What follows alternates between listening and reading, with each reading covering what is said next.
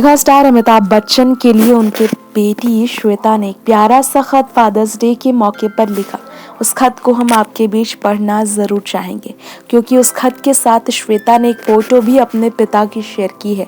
और उस फोटो में श्वेता बच्चन जो छोटी सी जन्म के बाद नजर आई हैं।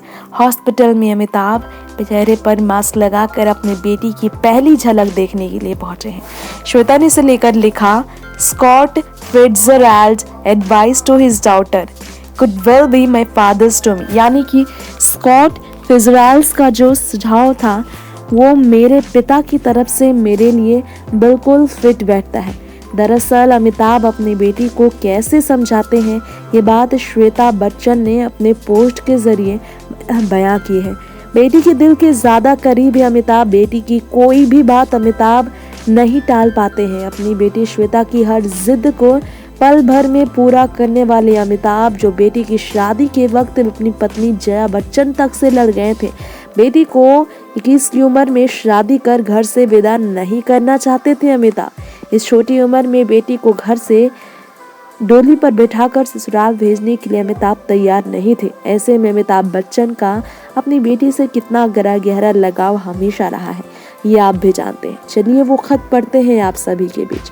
खत में श्वेता बच्चन ने लिखा, बिल्कुल भी फिक्र करनी है तो उसकी करो, कैसे हिम्मत बढ़ानी है, कैसे खुद को साफ स्वच्छ रखना है, कैसे खुद की ताकत को बढ़ाए रखना है। लेकिन जिसकी फिक्र नहीं करनी है वो ये है कि आपको बिल्कुल भी ज़रूरत नहीं लोगों के ओपिनियन को सुनने की, बहुत ज़्यादा जाने माने सुझाव के पीछे जाने की, बिल्कुल भी गुड़ियों की फिक्र करने की ज़रूरत नहीं। बिल्कुल भी जो बीत गया उसकी फिक्र करने की ज़रूरत नहीं। आने वाले कल में क्या होगा इसकी फिक्र करने की ज़रूरत नहीं। फिक्र करने की ज़रूरत नहीं है क्या बढ़ रहा है, फिक्र करने की ज़रूरत नहीं है कि क्या आपके सामने है, फिक्र करने की ज़रूरत नहीं है क्या हो जाएगा। बिल्कुल भी नाकामी की फिक्र करने की तब तक ज़रूरत नहीं जब तक इसमें आपकी खुद की गलती नहीं।